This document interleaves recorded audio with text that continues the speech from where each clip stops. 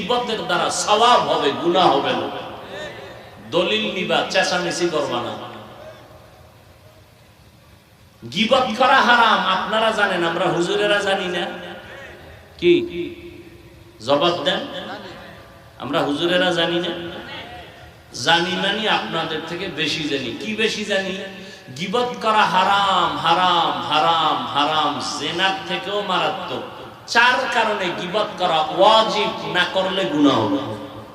এই খবর আপনারা জানেন না, আমরা উলামায়ে কেরাম জানি। এবার আপনিও জানতে চান, এই তো আজকে বাসায় গিয়া মোবাইলে তো সারা রাত্র অপরাধ করলেন, আজকে একটা ভালো কাজ করবেন। টাকা দিয়ে তো আর কোরআন শরীফ কিনতে পারবেন না, টাকা নাই, আর থাকলেও হিসাব।